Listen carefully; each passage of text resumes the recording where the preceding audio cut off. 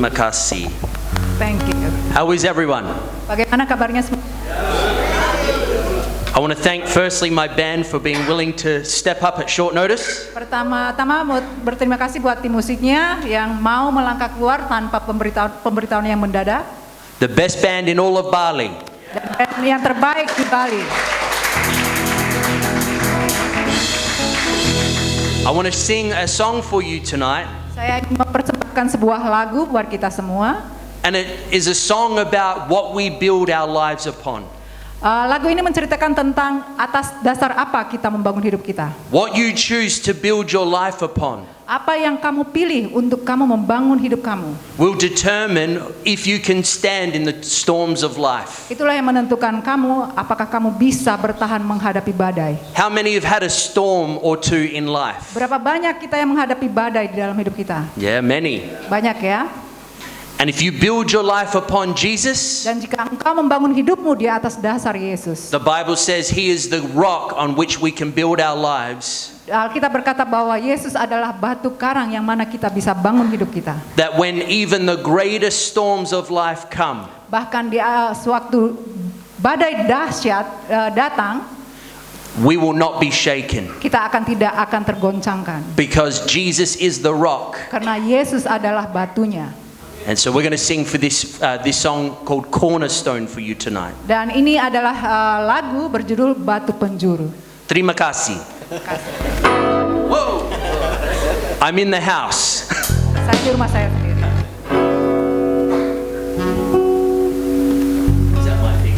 Fall back here? Yeah.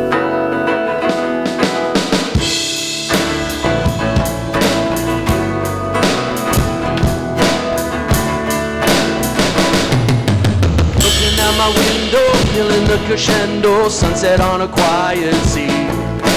Sitting with the ones that I forever love, we're waiting on a flash of green. Even when the nights got cold, you have always held me close. You're the only rock that I could ever stand on. You're the only one for me. The sun goes up, the sun comes down. This whole world keeps spinning around.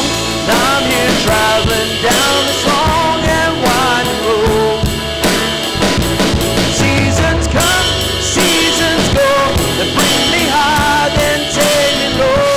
Well, I'm still standing on the only rock I know.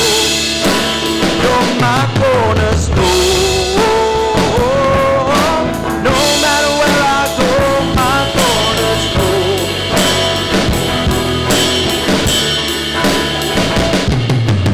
Marble by my bedside, sweating through the long night, wrestling with the hounds of shame. Trying to turn the hands back on a troubling past. Every move I make's in vain. But even in the shifting winds, you are who you've always been. You're the only rock that I could ever stand on. Through it all you remain. The sun goes up, the sun comes down. This whole world keeps spinning around. But I'm still traveling down this long and winding road. Seasons come and seasons go. They bring me high and take me low. But I'm still standing on the only rock I know. You're my cornerstone. No matter where I go, my cornerstone. No matter where I go. On Christ, the solid rock I'm standing. All of the ground is sinking sand. On Christ, the solid rock I'm standing. All of the ground is sinking sand. Ready? On Christ, the solid rock I'm standing. You're the only one that I could build my life on. Through it all you remain. The sun goes up, the sun comes down. This whole world keeps spinning round. Well, I'm still traveling down this long and winding road. Seasons come,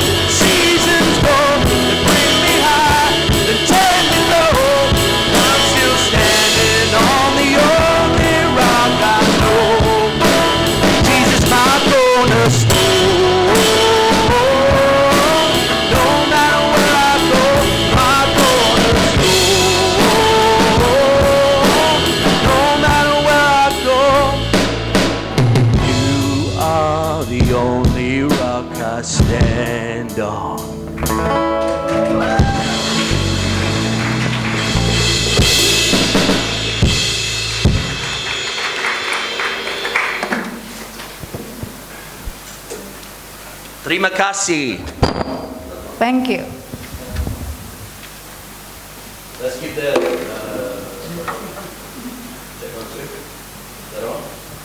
Oh, there we go. Let's give the band one more round of applause. Mari kita ucap tepuk tangan lagi sekali lagi buat band kita. Let me just switch over for a moment. Izin sebentar mengganti peralatan. Pastor, that stick in the back corner, would you mind sending someone down with that one for me? We all good tonight? Semuanya kita baik-baik saja ya malam ini ya. Bagus sekali? Baik-baik saja. Baik-baik. All right. We're going to do some cleaning tonight. Kita mau bersih-bersih malam ini. If you have your Bibles, let's turn together. We want to go to Exodus chapter 4.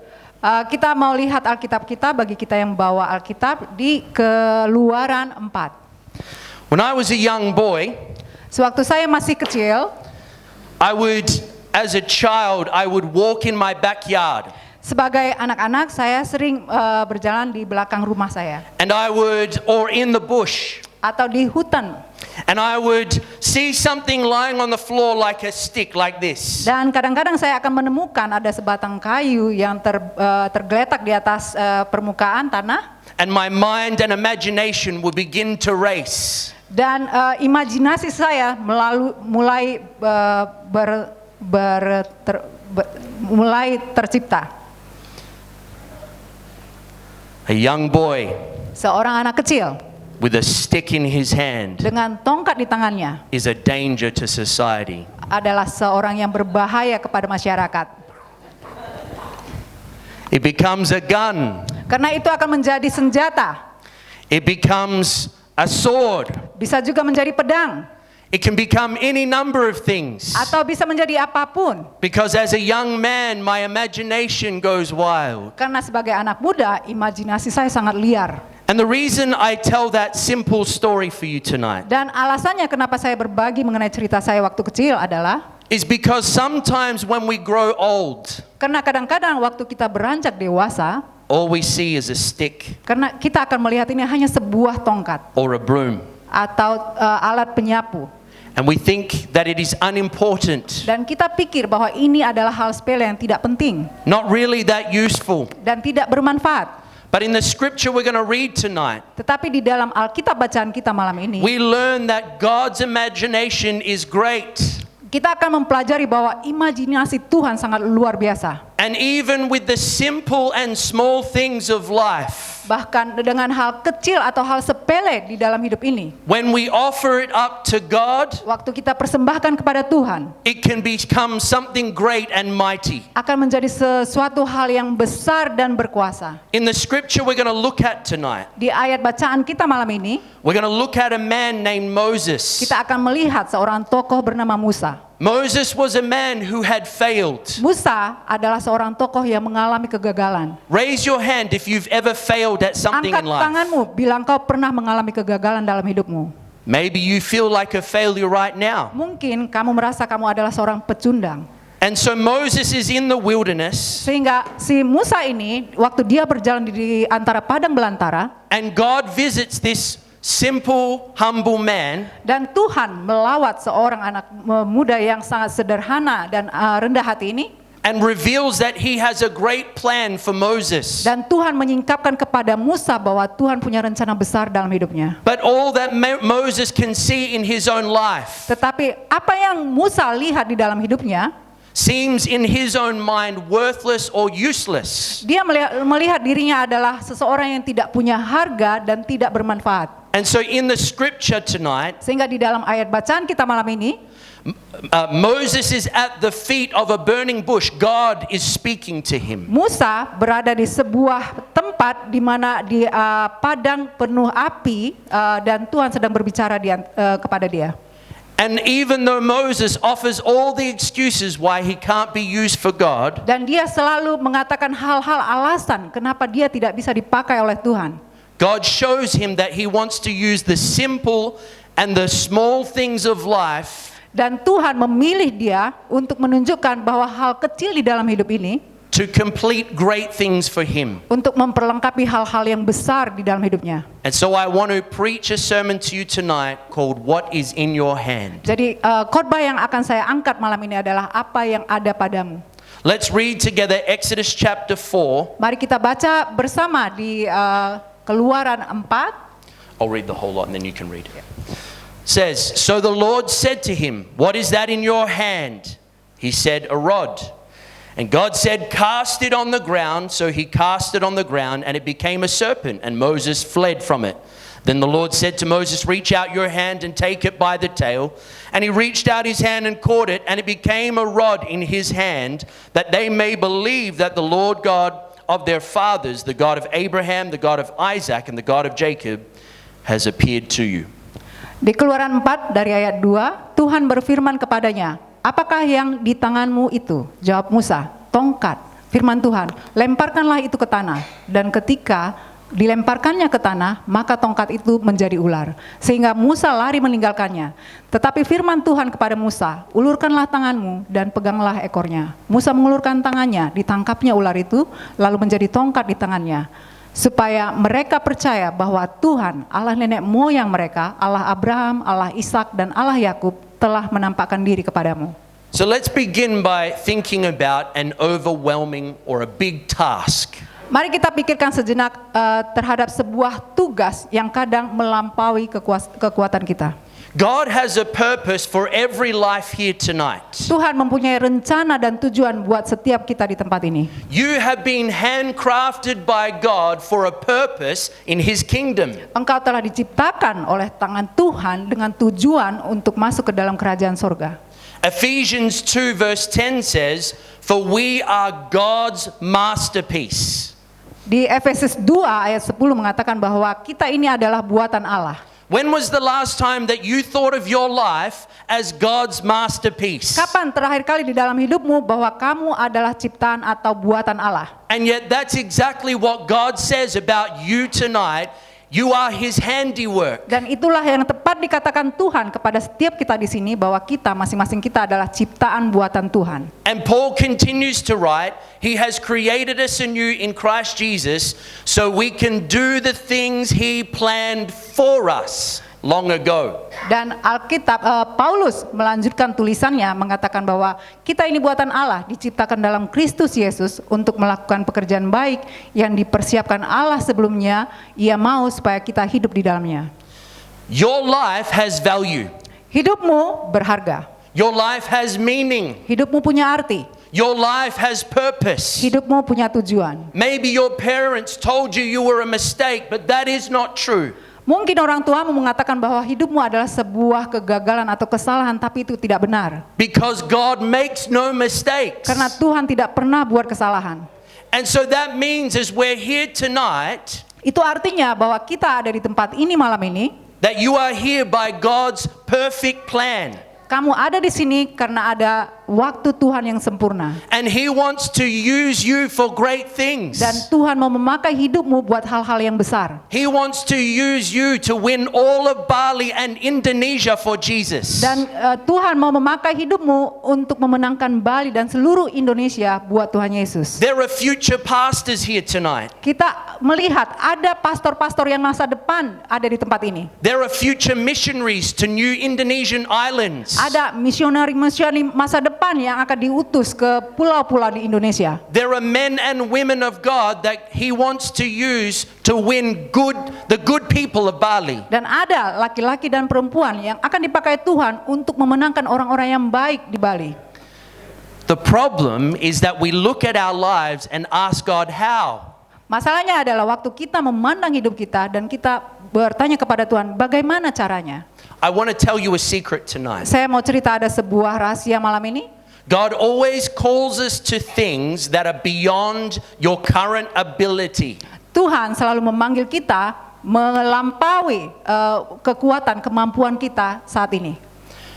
To you tonight, you think I'm all confident and know how to speak confidently. Mungkin bagi kamu, saya adalah orang yang penuh percaya diri dan tahu bagaimana cara berbicara di depan orang dengan penuh percaya diri. But I'm not superhuman. Tapi saya bukan orang manusia super.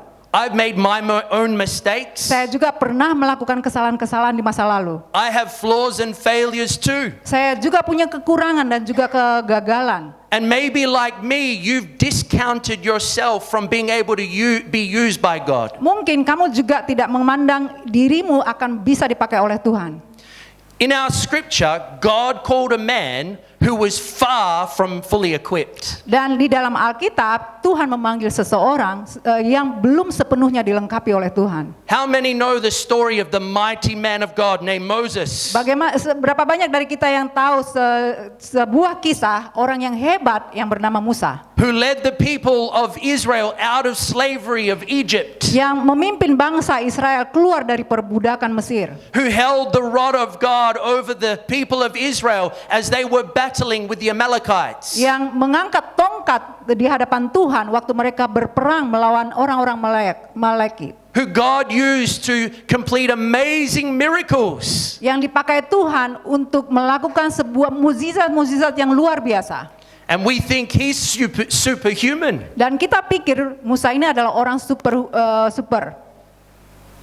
But what we see in our scripture is that God called him when he wasn't fully equipped. Tetapi kita melihat di ayat bacaan kita bahwa Tuhan memanggil Musa pada saat dia belum sepenuhnya diperlengkapi. Moses was a man who stuttered, Musa adalah sangat cacat berbicara was slow of speech, dan tidak fasih lidahnya. and God chose him to be his spokesman. Dan malah Tuhan memanggil dia menjadi juru bicaranya Tuhan.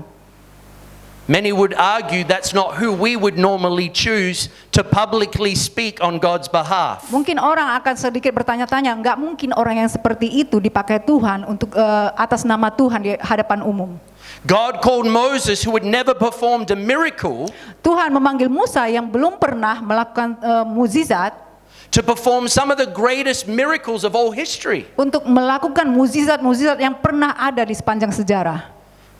Moses couldn't even get two fellow Hebrews to agree together. Musa bahkan tidak bisa memperdamaikan dua orang Ibrani bersama-sama. And yet God chose him to lead the whole nation of Israel. Namun Tuhan malah memilih Musa untuk memenangkan orang-orang Israel. So what we see is God calls us even though we might not think we're ready for the task. Sehingga Tuhan, kita bisa lihat bahwa Tuhan memanggil kita bahkan waktu kita pikir bahwa kita tidak siap untuk dipakai Tuhan. We see this all throughout scripture. Kita bisa melihat ini di sepanjang Alkitab. God chose a shepherd boy to kill a giant. Alkitab mengatakan bahwa Tuhan memilih seorang anak gembala untuk membunuh seorang raksasa. God chose the least of the least called Gideon to lead 300 men to take a whole army down. Dan Tuhan memilih orang yang paling kecil di antara yang terkecil dengan 300 orang-orangnya untuk mengalahkan serdadu yang besar. God used a virgin to raise the Son of God. Tuhan memakai seorang perawan untuk melahirkan anak Allah. And God used a Jewish orphan to become a queen in a foreign nation and save her people. Dan Tuhan memakai seorang anak yatim piatu dan dia menjadi ratu sebuah negara di negeri asing untuk memenangkan orang-orang. One person said, God doesn't always call the equipped. Dan ada seseorang yang mengatakan bahwa Tuhan tidak selalu memanggil orang-orang yang sudah diperlengkapi. But he always equips the called. Tetapi Tuhan sendirilah yang selalu memperlengkapi orang-orang yang dipanggilnya. If you feel the task that God has for you is too big, Jika engkau merasa bahwa Tuhan memberikan engkau sebuah tugas yang terlalu besar untukmu, then join the club. dan bergabunglah dengan klub ini. So let's consider secondly, what is in your hand? Mari kita pertimbangkan apa yang kamu punya di tangan kamu atau apa yang ada padamu. Because this is a powerful question that God is asking of Moses. Karena ini adalah pertanyaan yang dahsyat dan menggugah waktu Tuhan juga bertanya kepada Musa. What is our natural response in God's will for our lives? Biasanya bagaimana respon alami kita waktu menghadapi panggilan Tuhan? Number one, it's fear. Yang pertama biasanya adalah ketakutan. A fear of the unknown, of the outcomes. Ketakutan atas sebuah hasil yang kita tidak akan tahu.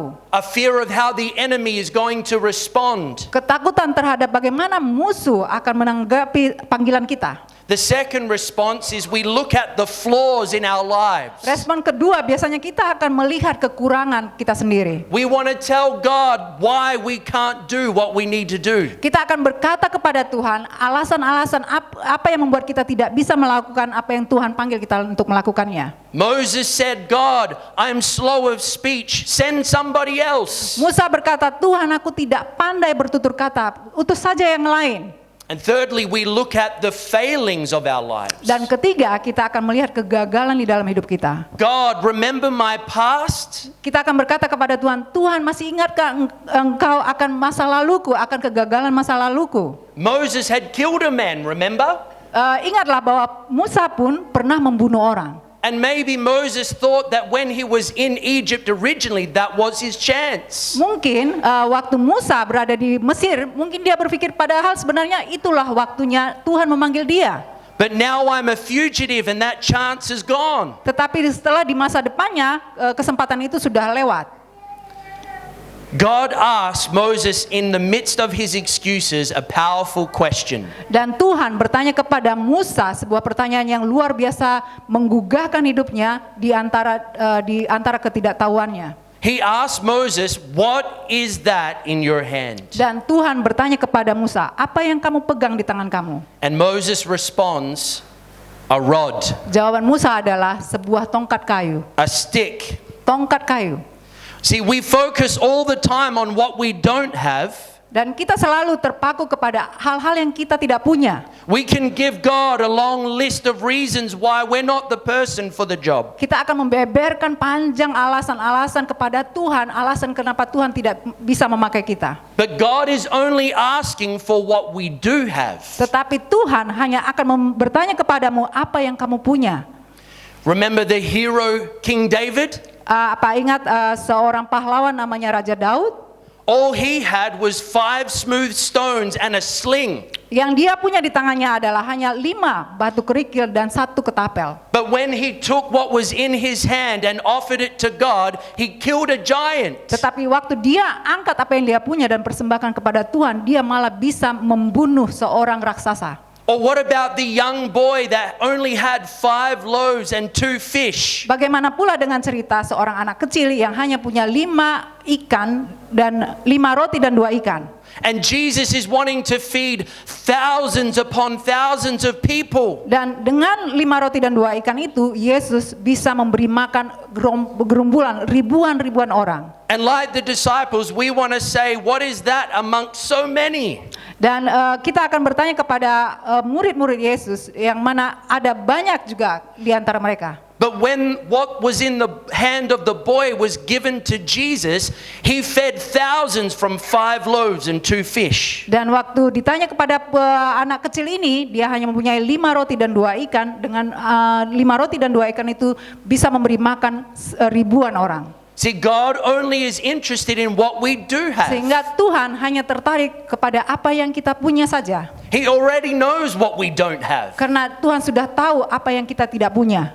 So let me ask you tonight, what is it that you have in your hand that you could offer up to God? Jadi biarlah saya bertanya kepadamu, apa yang kamu punya yang bisa kamu persembahkan kepada Tuhan? There are 3 things that all of us have available. Ada 3 hal yang selalu kita punya. The first one is talent. Yang pertama adalah kita punya bakat. Each one of us have giftings and abilities that not everyone in the room have here tonight. Setiap kita punya karunia dan bakat yang mana tidak semua orang punya seperti itu. I wish I could play guitar as good as Abby. Seandainya saya bisa main gitar sebagus Kak Abe. I wish I could sing as great as the young men who were singing. Saya berharap saya bisa bernyanyi seperti anak muda yang bisa menyanyi dengan baik. And the older men. Dan yang agak tua dikit. There are people in this room that you can do things that no one else can do. Dan ada orang-orang di tempat ini yang hanya kamu yang bisa melakukan, yang lain tidak bisa melakukannya. The problem is we look at that ability and we think, what is that compared to what everyone else can do. Masalahnya kita melihat kemampuan kita, emangnya apa yang bisa saya pakai dengan kemampuan kita yang orang lain tidak bisa lakukan? Some people's organizational abilities, Kadang ada sebagian orang mempunyai kemampuan untuk mengatur, mengelola sesuatu. or your ability to open your home and cook and feed people. Atau kemampuan untuk memasak sesuatu akhirnya memberi makan banyak orang. Maybe it's how good you see the details of life and can fix them. Atau kamu bisa mampu melihat sesuatu dengan sangat detail dan kamu bisa memperbaiki hal-hal kecil. Everyone has abilities that God wants to use. Setiap orang dari kita mempunyai kemampuan yang Tuhan ingin sekali pakai. The second thing that we all have available is time.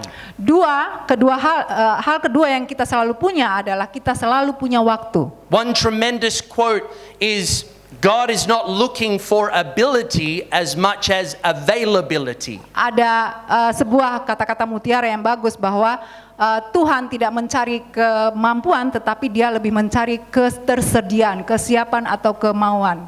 Some of the greatest helpers in our church are people who are just there and help in the different needs that exist in the church. Dan orang-orang yang terbesar di dalam gereja kami sendiri adalah orang yang senantiasa ada dan membantu orang di dalam berbagai macam kebutuhan.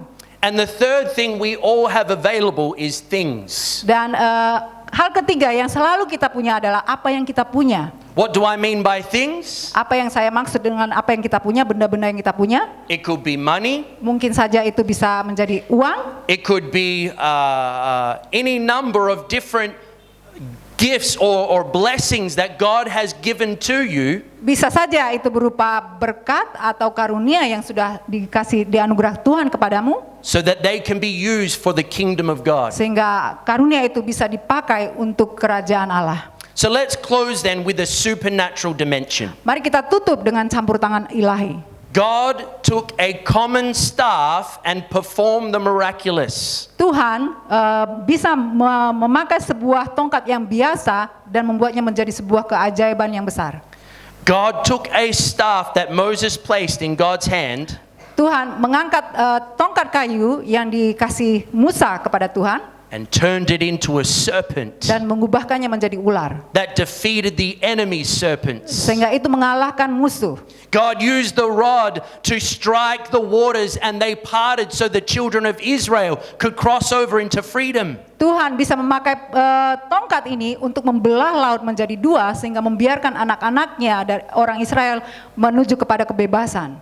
God used the rod to bring victory as Moses held it up over the children of Israel. Tuhan juga memakai tongkat ini dan sewaktu Musa mengangkat tongkat ini tinggi-tinggi membebaskan bangsa Israel dari perbudakan. God said to Moses in verse 17, "You shall take the rod in your hand with which you shall do the signs." Tuhan berkata kepada Musa di Keluaran 4 ayat 17, "Bawalah tongkat ini di tanganmu yang harus kau pakai untuk membuat tanda-tanda mukjizat." This is what God specializes in. Inilah Tuhan ahli di bidang ini. I believe God delights in taking the small and despised things of this world Saya yakin sekali bahwa Tuhan berkenan untuk memakai hal-hal kecil atau hal-hal yang terselubung di dalam dunia ini, to accomplish great exploits or great things for God. atau untuk menuntaskan hal-hal besar untuk kemuliaan Tuhan.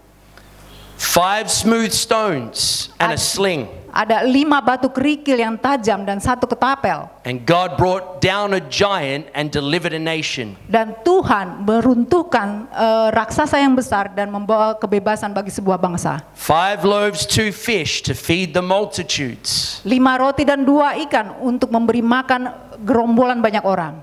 See, God is looking for ordinary people just like you and I. Dan Tuhan hanya membutuhkan orang-orang yang biasa saja, sama seperti saya dan kamu, to do great things for Bali and his kingdom. untuk melakukan hal-hal besar untuk Bali dan kerajaannya.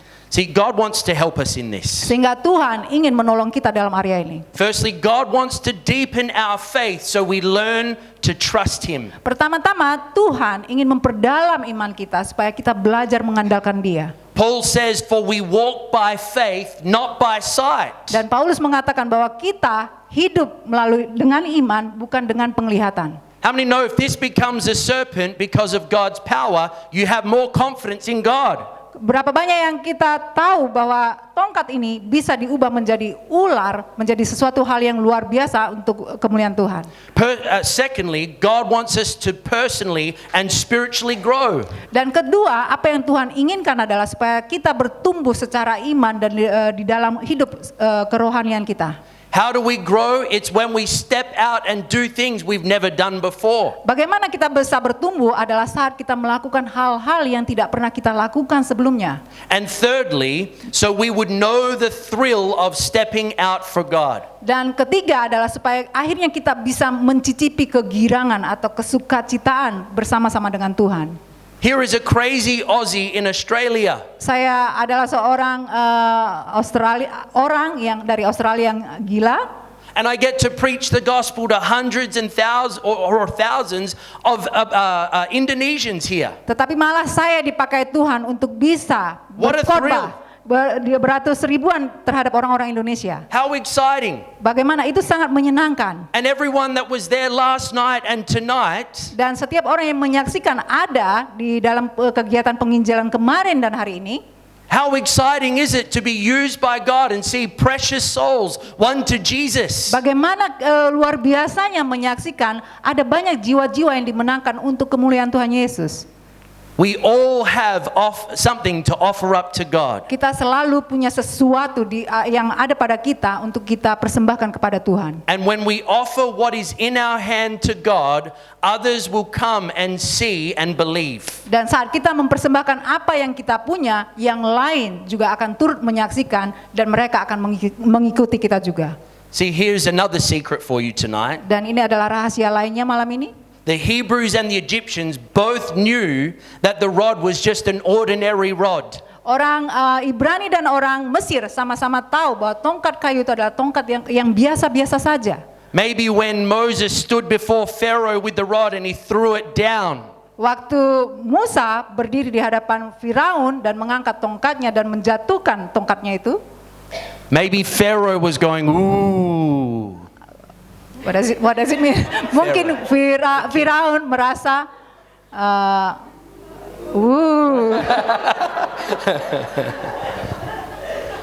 But God took something ordinary to do something supernatural. Tetapi Tuhan memakai sesuatu hal yang biasa saja untuk menjadi sesuatu yang luar biasa di luar kekuatan kita. And it caused both the enemy and the people of God to believe in God's great power. Itu membuat orang-orang, baik orang-orang yang percaya kepada Tuhan maupun musuh-musuh Tuhan juga membuat percaya bahwa kekuasaan Tuhan terjadi. Because only God can take something that is ordinary to do something that is extraordinary. Karena hanya Tuhanlah yang sanggup mengubahkan hal-hal yang biasa-biasa menjadi sesuatu hal yang luar biasa. And maybe if you would offer the little that is in your hand up to God, mungkin kamu mempersembahkan apa saja hal yang kecil yang ada di tangan kamu kepada Tuhan. God would use that small and ordinary thing Tuhan akan memakai hal yang kecil dan biasa itu to reach multitudes of Indonesians for Jesus Christ. untuk menjangkau lebih banyak lagi orang untuk Yesus Kristus. Amen. Amin. God wants to make us all deliverers. Karena Tuhan ingin memakai kita sebagai orang-orang yang membebaskan orang-orang lain. And God wants to raise you up, not somebody else, Dan Tuhan ingin memakai hidupmu, bukan hidup orang lain, to become the great deliverers of the precious people of Bali. untuk menjadi pembebas-pembebas atau penyelamat-penyelamat jiwa yang sangat berharga di hadapan Tuhan. What is in your hand tonight? Apa yang kamu punya di tanganmu malam ini? I want every head bowed and every eye closed. Mari kita tundukkan kepala kita dan menutup mata kita. Thank you for your attention.